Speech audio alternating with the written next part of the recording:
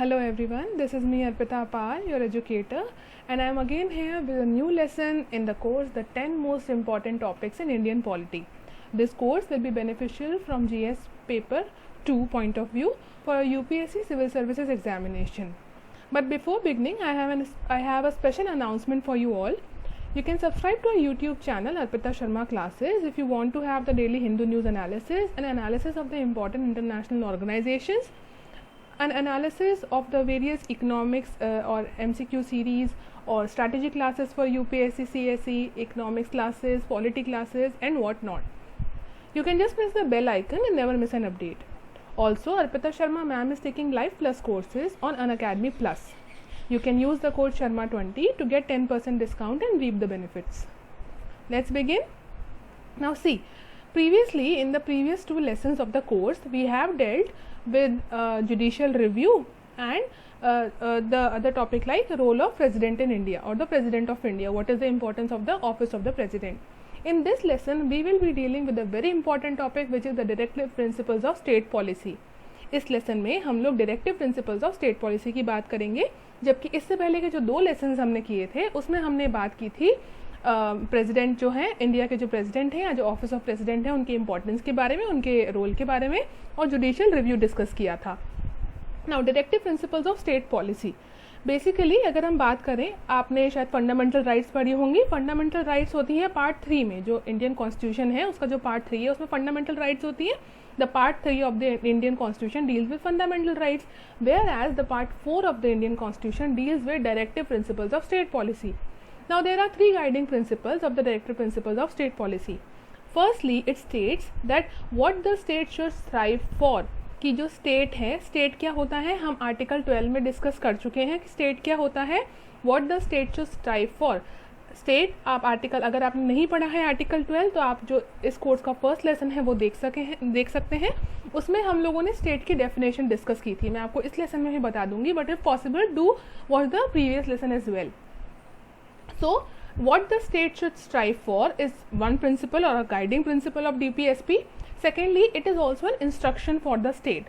अगर आप fundamental right से DPSP को कंपेयर करें तो fundamental rights are not an instruction to the state. They are basically the rights to the citizens or to the people. वो state को कोई right या state को कोई instruction नहीं दे रही हैं, वो तो लोगों को rights मिल रही हैं फंडामेंटल राइट्स में. तो जबकि जो DPSP है, they are instructions for the state. Also there are certain citizen based rights. अब DPSP को ये नहीं कह सकते कि नहीं ये तो राइट्स नहीं है, ये तो सिर्फ जो इंस्ट्रक्शंस हैं वही हैं. जैसे जैसे आप डिटेल में DPSP पढ़ेंगे आपको लगेगा कहीं ना कहीं ये सिटीजन्स को कुछ ना कुछ राइट्स भी दे रहे हैं. There are certain citizen based rights as well which are granted by DPSP और with the help of DPSP. So in short we can say that DPSP is extremely broad in nature. How? Because it is an instruction or these are rights, and in all it is a vision document, vision of the forefathers of the constitution or the makers of the constitution. तो अगर हम देखें तो DPSP एक बहुत broad based है या फिर बहुत ब्रॉड नेचर है. क्यों? क्योंकि इंस्ट्रक्शंस तो हैं स्टेट के लिए, साथ में ये सिटीजन्स को राइट्स भी प्रोवाइड कर रहे हैं. एंड एज अ होल जो हमारे कॉन्स्टिट्यूशन मेकर्स थे, हमारे जो फोर फादर्स थे, उनका जो विजन था उसको डिस्क्राइब करता है, उसको डिपिक्ट करता है पार्ट 4 और the DPSPs. So it is also a vision document. Basically, there are three types of DPSPs: Gandhian, Socialist, and Western Liberal. These are the articles which are basically Gandhian principles or Gandhian DPSP or Socialist DPSP और Western Liberal DPSP. तो अगर आप इन articles को देखें, ये slide में से आप आर्टिकल ज़रूर नोट कर लीजिएगा क्योंकि ये आर्टिकल्स हम आगे डिस्कस करने वाले हैं. तो ये जो आर्टिकल्स हैं, कौन कौन से आर्टिकल्स उसमें गांधीयन है, कौन से सोशलिस्ट हैं, कौन से वेस्टर्न लिबरल हैं, यहाँ पर ये डिवाइड कर दिया गया है so that it is easy for you to understand. Now DPSPs are in part 4 that we have discussed, part 4 of the Indian Constitution. Now what articles are covered under part 4?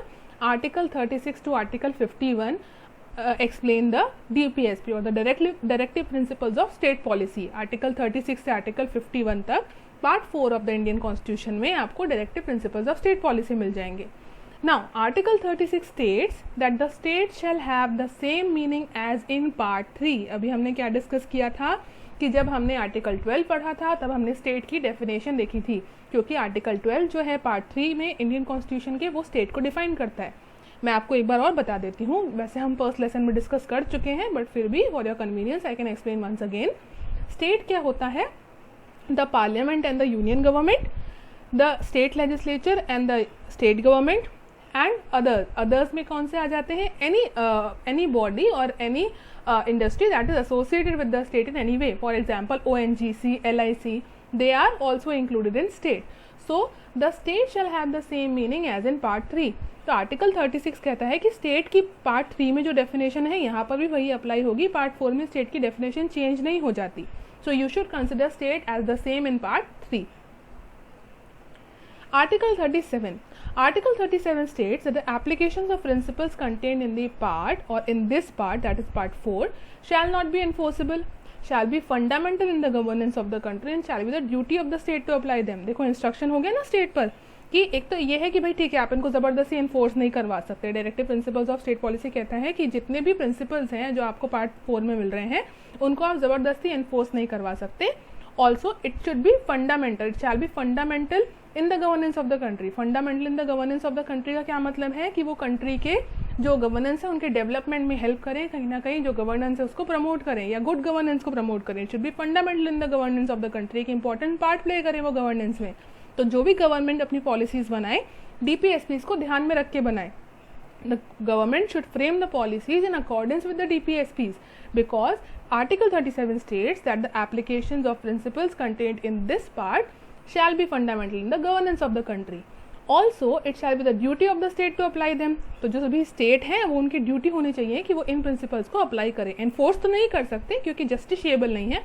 Justiciable non justiciable क्या होते हैं हम आगे discuss करेंगे, but अभी आप इतना समझ लें कि ये ड्यूटी होनी चाहिए स्टेट की कि वो DPSPs को अप्लाई कर पाएँ या करवाएं.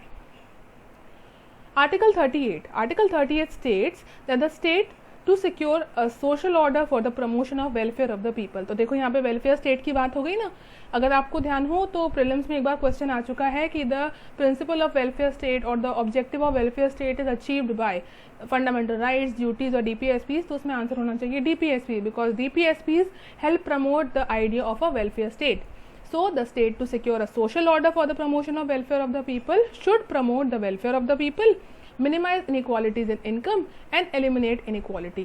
तो जो स्टेट है वो ऐसा काम करे या कंट्री के लिए या लोगों के लिए बेसिकली उनका एक ही ऑब्जेक्टिव होना चाहिए कि एक तो आप इनइक्वालिटीज़ कम करें. ऐसा नहीं हो कि that the rich are getting richer and the poor are getting poorer. You should be able to eliminate inequality. अगर आप देखें तो यही चीज़ तो हम सोशलिज्म जो हमारे प्रियम्बल में वर्ड है जो कि कॉन्स्टिट्यूशनल अमेंडमेंट से ऐड किया गया था, तो यही चीज़ तो हम प्रियम्बल में भी एक्सप्लेन करते हैं. सोशलिज्म, सेक्युलर, ये सोवरेन, तो यही चीज़ें तो जो प्रियम्बल है उसी के जो टर्म्स हैं या जो ऑब्जेक्टिव्स हैं उन्हीं को आर्टिकल 38 या फिर उन्हीं को जो DPSPs हैं वो एक्सपैंड करते हैं. इस तरह से लिंक करके अगर आप पढ़ेंगे तो आपके लिए एक बहुत ब्यूटीफुल आंसर लिखना बहुत ईजी हो जाएगा and you will be able to fetch good marks. So Article 38 instructs the state to secure a social order for the promotion of welfare of the people, to promote welfare, minimize inequalities and eliminate inequality. Okay, तो ये eliminate करना चाहता है inequality को कि किसी भी तरह से हमारे भारत देश में inequalities को ख़त्म किया जा सके और जो rich और poor के बीच का gap है उसको कम किया जा सके. और यही हमारे preamble का भी vision है socialist. Article 39. Article 39 states that the principles of policy to be followed by the state. अब ये क्या कहते हैं? ये स्टेट को इंस्ट्रक्ट कर रहे हैं कि the men and women should have the right to adequate means of livelihood. यहाँ पे सिर्फ men की बात नहीं कर रहे हैं, यहाँ सिर्फ मेल्स की बात नहीं हो रही है कि सिर्फ मेल्स ही अगर है ना कोई पैट्रियार्कल सोसाइटी है और अगर वही जो है हेड हैं फैमिली के तो सिर्फ उन्हीं को एडिक्वेट मीन्स ऑफ लाइवलीहुड मिले. नहीं, ऐसा नहीं है. यहाँ पर बात हो रही है कि men and women should have the adequate means of livelihood because it is their basic right. Also, the ownership of resources should be there to serve the rest. मतलब यहाँ पर ऐसा नहीं है कि आप सीधे सीधे कैपिटलाइजेशन या सोशलिज्म की ऐसी पॉलिसी नहीं है कि भाई ओनरशिप ऑफ रिसोर्सेज पूरा आप खुद ही ओन कर लें या स्टेट पूरा का पूरा रिसोर्सेज ओन कर ले. नहीं, ओनरशिप ऑफ रिसोर्सेज ऐसी होनी चाहिए कि वो बाकी लोगों को सर्व कर सके, उनके वेलफेयर में बेनिफिट कर सके. No concentration of wealth, equal pay for equal work and health and strength of workers, development of youth and children. तो ये जो सारे प्रिंसिपल्स हैं अगर आप देखें तो आपको लगेगा, आप सोचेंगे नहीं ये तो सोशलिज्म भी होता है. Correct, because it is also a socialist directive principle. अगर अभी आपको याद हो, हमने शुरुआत में ही क्या बात की थी कि 3 तरह के होते हैं directive principles, Gandhian, socialist and liberal and western liberal. So article 39 को अगर आप देखें तो ये आपका सोशलिस्ट प्रिंसिपल है, do remember it. Article 39A, Article 39A was added by 44th Constitutional Amendment Act of 1978 which provides equal justice and free legal aid।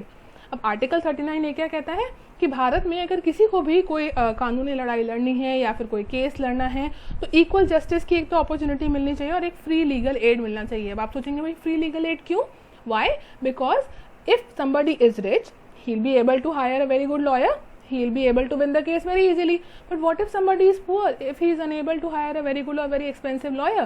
So it is the duty of the state to provide free legal aid to the poor as well, which is mentioned in Article 39A, which was added by 44th Constitutional Amendment Act of 1978. Article 40. Article 40 states that the organization of village panchayats should be done. How? अगर आपको याद हो, village panchayat की बात सबसे पहले किसने की थी?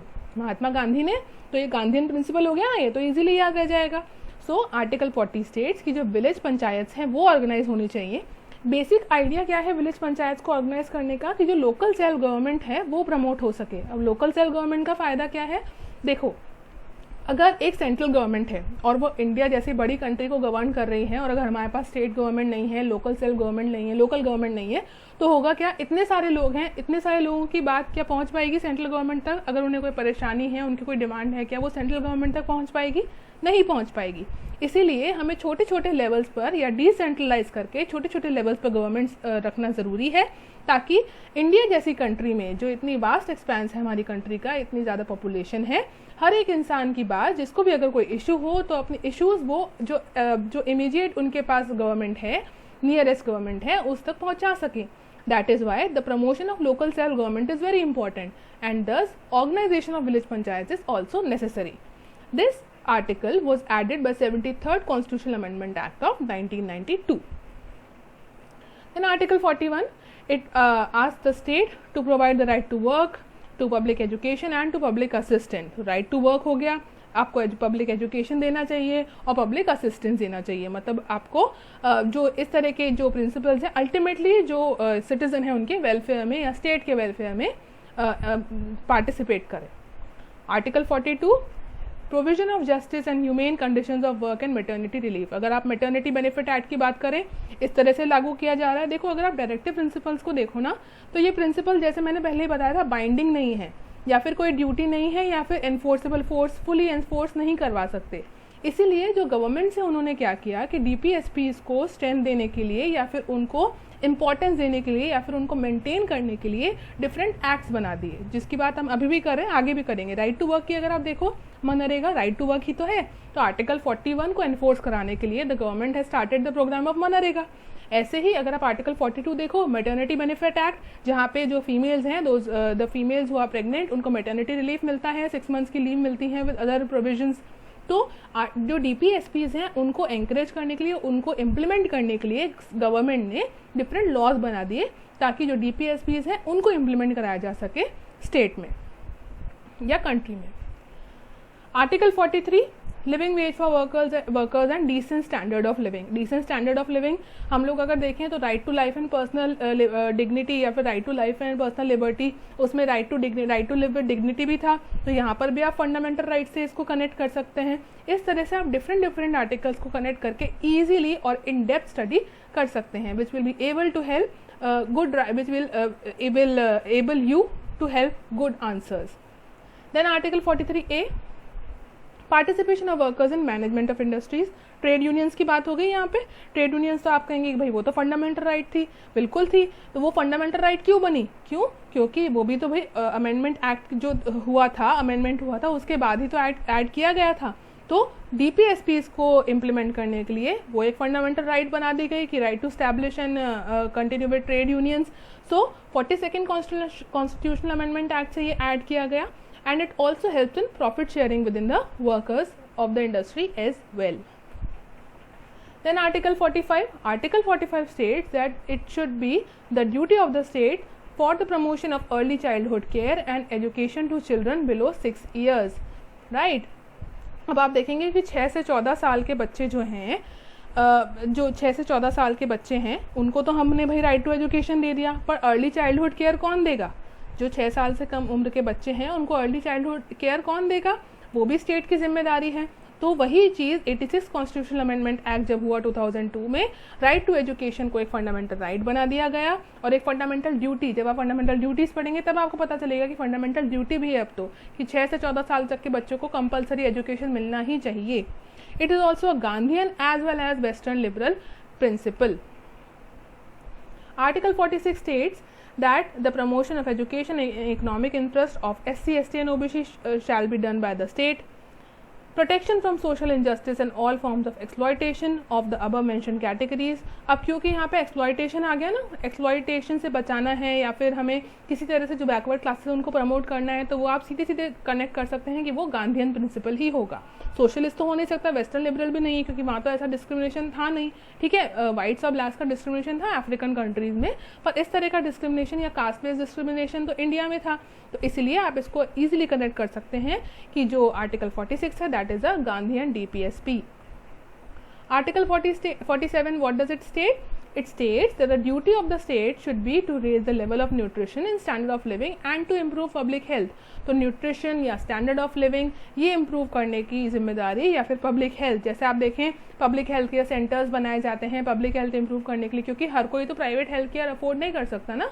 So to improve public health and to provide the or to raise the level of nutrition, it should be done by the state. Level of nutrition कैसे, अगर आप देखें तो आप प्रधानमंत्री पोषण अभियान देख लें या फिर मातृ वंदना योजना एक बहुत अच्छा एग्जाम्पल है लेवल ऑफ न्यूट्रिशन जो आपको प्रोवाइड करता है, अच्छा लेवल ऑफ न्यूट्रिशन प्रोवाइड करता है। तो इस तरह से अगर आप आर्टिकल्स को स्कीम्स के साथ, गवर्नमेंट स्कीम्स के साथ लिंक करेंगे, that would be easier for you to understand. Also it prohibits the intoxication drugs and drinks. जैसे अगर आप देखें कि गुजरात में लिकर बैन है, वहाँ that is a dry state, तो इस तरह से गवर्नमेंट ने आर्टिकल 47 को इम्प्लीमेंट करने की कोशिश की है. मातृवंदना योजना की हम बात कर ही चुके हैं. तो ये सारी चीज़ें आप कनेक्ट करेंगे, आपको ईजिली आर्टिकल्स याद रहेंगे. Article 48, organisation of agriculture and animal husbandry on modern and scientific lines. Organisation of agriculture on modern and scientific lines, इसमें क्या एग्जाम्पल हो सकता है? Green revolution. Naturally green revolution में हमने HYV सीड्स यूज़ करके जो एग्रीकल्चर है उसी को किसी ना किसी तरीके से हमने बढ़ावा दिया है या इम्प्रूव किया है. क्यों? क्योंकि वहाँ पर अगर आप देखें ग्रीन रेवोल्यूशन से राइस और व्हीट का कल्टीवेशन कितना बढ़ गया कंट्री के कुछ पर्टिकुलर स्टेट्स में. तो इसी तरह से DPSP को इम्प्लीमेंट करने के लिए ग्रीन रेवोल्यूशन जैसी स्कीम लाई गई. Prohibition of slaughter of cows, calves and other milk and draught animals.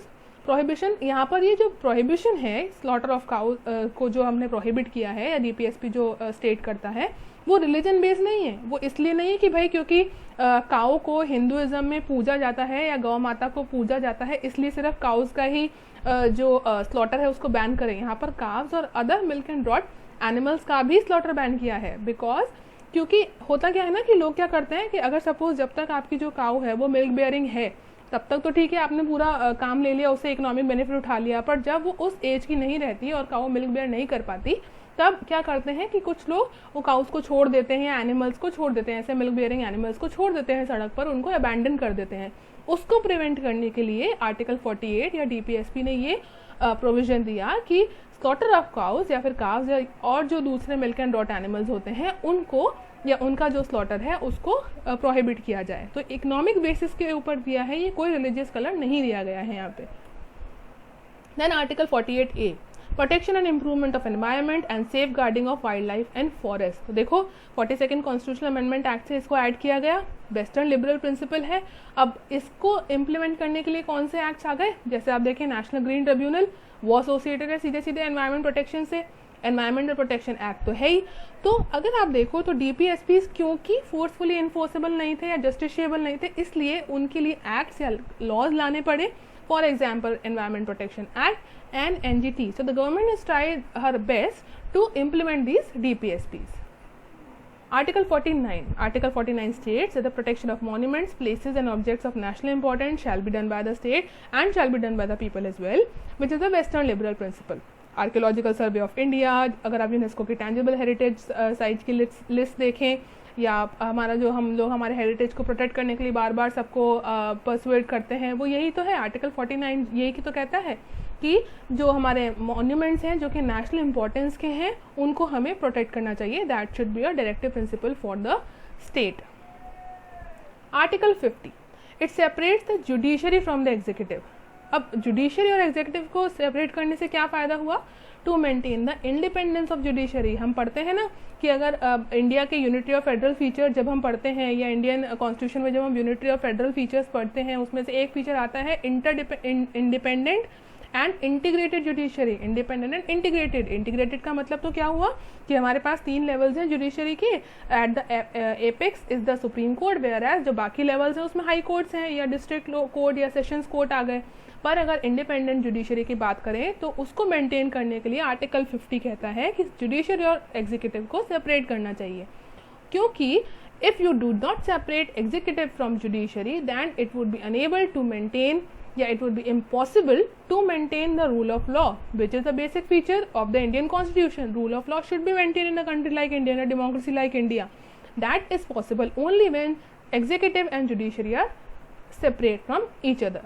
Now a very good example of this can be the National Judicial Appointments Commission, NJAC, which was introduced by the 99 Constitutional Amendment Act in 2014. It should be Constitutional Amendment Act. Please ignore this one A. So sorry for it.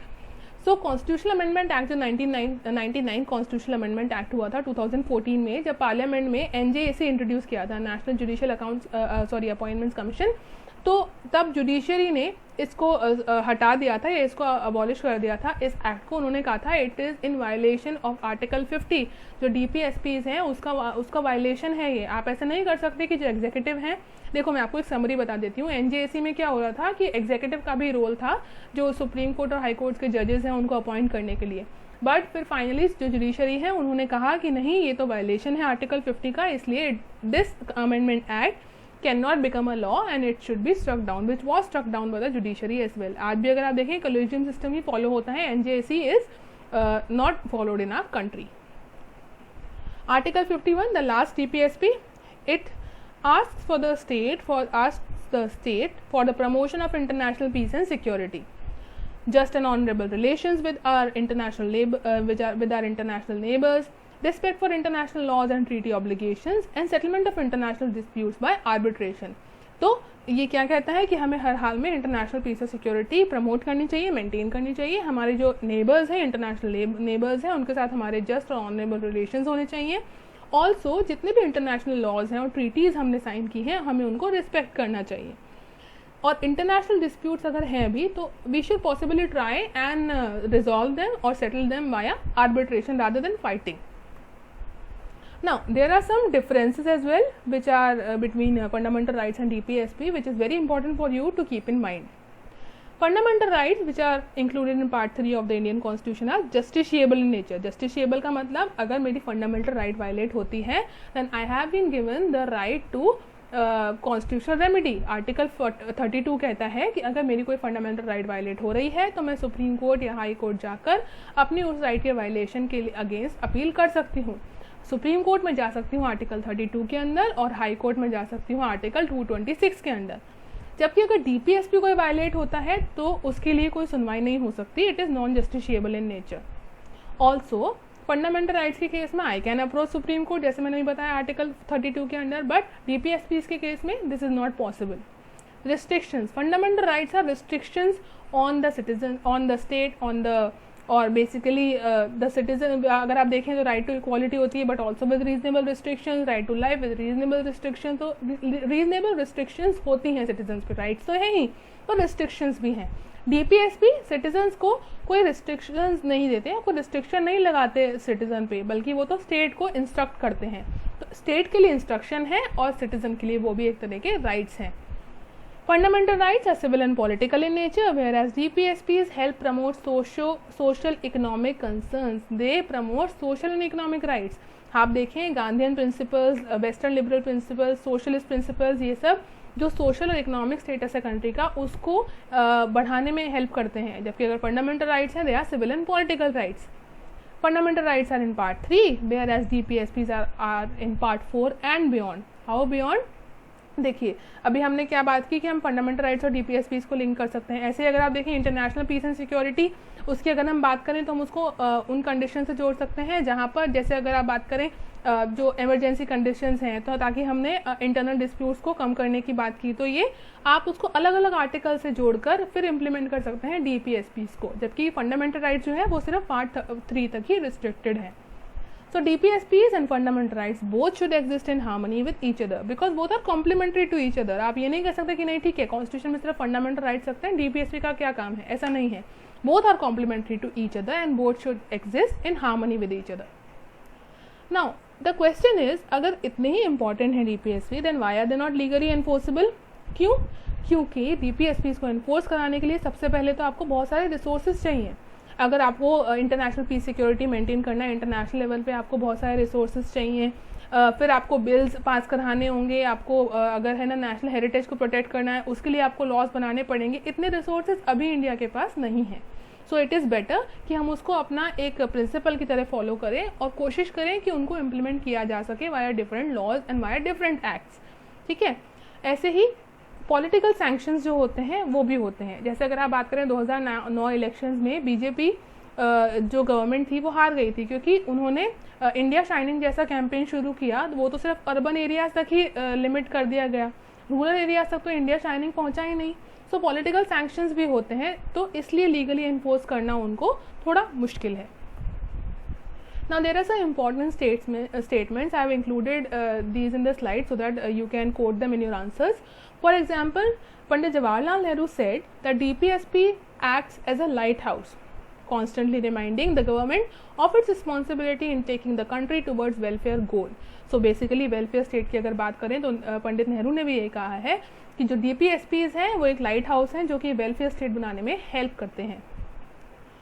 Dr. Ambedkar said that DPSP are just like a check which is paid on bank's convenience. Now, B.R. Ambedkar was a very sharp and very smart-minded person. I really respect him a lot and he has been the constitution maker of India. So he said that DPSP are just like a check which is paid on bank's convenience. So DPSP अगर क्योंकि enforceable तो है नहीं, legally enforceable तो है नहीं, तो ये जब भी गवर्नमेंट चाहती हैं तब उसको यूज़ करती हैं, तब उनको इम्प्लीमेंट कराने के लिए लॉज ले आती हैं। So इसलिए he said that DPSP are basically a check which is paid on bank's convenience. Justice Kania said the inclusion of DPSP under the Constitution was not the reflection of the temporary will of majority in the Constituent Assembly, but this considered wisdom of the people expressed through the Constituent Assembly. उन्होंने कहा कि constituent assembly की जो majority थी सिर्फ उन्हीं के जो व्यूज़ हैं वो एक्सप्रेस नहीं करते डीपीएसपी एज अ होल जितने भी लोग हैं, जो विजडम है लोगों की, जितने वाइज लोग हैं उनकी जो विजडम है वो यूज़ करके डीपीएसपीज को इम्प्लीमेंट किया गया है। So I hope you have understand the topic well. Do mention in the comment section what improvements are required. Thank you.